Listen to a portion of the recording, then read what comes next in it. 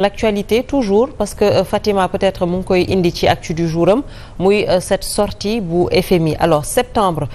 gisoon nañu premier ministre Ousmane Sonko ak son gouvernement ñëw jàkkaarloo ak askan wi waxu falsification des chiffres Cour des comptes également génne ab rapport dëggal loolu tey FMI ñëw wax ne que dafa am une dette cachée et c'est extrêmement grave les termes utilisés parce qu'on parle de dette cachée bëggoon nañ xam loolu lan moo nekk ci ginnaaw. Une dette cachée de près de 4000 milliards alors muy ñëw un peu dëggal ce que la Cour des comptes a eu à dire dëggal ce que peut-être le Premier ministre Ousmane Sonko a eu à dire lan lañ mën a jàpp ci yooyu yëpp par rapport justement ak économie bi fu mu toll monsieur Kane. waaw jërëjëf effectivement sortie bi nga xam ne ni fin de mission FMI Sénégal def nañu ko après avoir rencontré tous les acteurs aussi bien du gouvernement que même des acteurs de la société civile ak ñeneen ñëpp ñu waroon rencontrer dafa confirmer effectivement information yoo xam ne amoon nañ ko ba pare su ngeen fàttali ko ñoom FMI dañu waxoon ne balaa ñuy àddu ci mbir bi nga xam ne gouvernement bi def ci teel a communiqué depuis septembre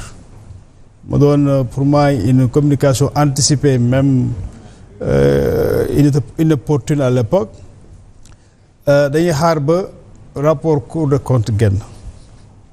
ñun ñi aussi loolu moo doon suñu posture parce que si tu es légaliste da ngay xoolal la loi wax da topp loolu te loi bi lu mu waxoon muy loi portant code de transparence nga xam ne qui date de 2012 dana woon bu ñu falee régime bu bees dañu war a def systématiquement l'audit donc la situation de référence des finances publiques de la dette et du budget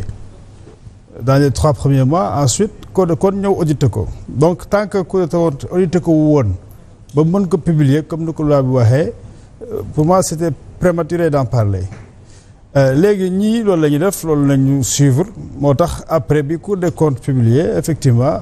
ñu càmbar rapport bi tax ñu ñëw def seen mission pour leeral mbir yi waxtaan ci li ñu ci war a waxtaanal soog a wax lan la ñuy def loolu moo am donc du lu bees lu ci nekk rek mooy on nous a tenu en haleine pendant longtemps mu am conséquences yu bëri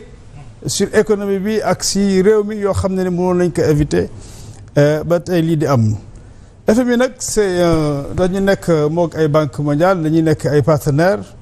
je peux dire même structurels ak suñu état yi parce que depuis très longtemps dañuy liggéey surtout en matière de financement donc de notre développement liggéey boobu sori na soriwaay ba nga xam ne ni tey ñoom bu ñu téye seen loxo dañ koy yëg trop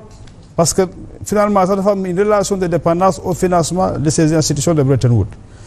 donte amoon nañu yaakaar ne régime bi di ñëw parce que loolu la ñu proposé woon Sénégalais yi ba ñu fal leen su ñu ñëwee partenariat ak institution de Bretton Woods dafay nekk partenariat bu marginal parce que ñoom danañ am yeneen xeetu financement yoo xam ne ni moom moo gën a ànd ak souveraineté bi nga xam ne ni moom la ñu jaay mais lu si nekk nag dafay nekk situation bu doy waar moo tax effectivement sénégalais yi war nañu aussi reconcentré wu sur situation réew mi dafay situation bu préoccupante boo xam ne ni war nañu fàtte yenn yi nga xam ne ni daf ñuy disperser daf ñuy divertir pour ñu jublu ci réew mi gis nga dette bi fi mu toll nii mu tolloog suñu PIB tolloog exactement le montant bi nga xam ne ni moom ñoom bi ñu defee seen vision Sénégal 2050 la ñu soxla pour financer les SND les 5 ans à venir. loolu dafa bari. C'est énorme. mais boo xoolee donc même le service de la dette. li nga war a fay ci 5 ans yi. effectivement comme nu ko président waxee woon on est contraint. ak des marges de manœuvre limitées sur le plan budgétaire et financier. loolu daf mooy dëgg bi. c'est-à-dire que donc pour nga fay rek li nga war a fay fii ak 5 ans yi di ñëw daanaka doo mën a defati leneen et en même temps ñu constaté que ni effectivement charge yi yokku na salaire yi yokku na tey tamit am nañu un programme bu ñu war a financer à coût de 18 000 milliards. Mais li feeñ tey nag ci FMI bi. dafa préoccupant parce que dañuy ne ñoom dañuy reconsidérer sax li nga xam ne mooy engagement yi amoon donte gouvernement bi mu ngi leen di fexe jox ay garantie que ni dañuy respecter jël ay mesures yoo xam ne ni pour ñu mën a continuer mais li ci nekk mooy dañ ne ñoom comme wax ngeen y a une communication une crise de communication la ñu wax sur la dette maanaam effectivement misreporting bi ñu wax dañu nëbb lu bari. oui te loolu bi nëbboon ko moo tax ñu amoon xaalis bi ñu jox Sénégal xaalis boobu jëppam en question lañ ne ñoom dañ ko war a jëlaat parce que joxewuñu ko ci anam yu leer foofu la débat bi toll loolu. donc dafa nekk ay conséquences en fait yenn peut-être discours bi nga bëgg a wax bu ñu jëloon teg ko sur la place publique moom moo indi conséquences yi. en non avant discours bi c'est-à-dire ni Sénégal endetté woo. oui. loolu laay wax parce que loolu dafa tegoon si du faux. oui. moo tax ñoom ñu ne loolu noonu dañuy reconsidérer dette boobu pour ndax dañ koy rembourser wala état Sénégal laaj une dérogation ci loolu ñu bàyyi leen ko war a mën a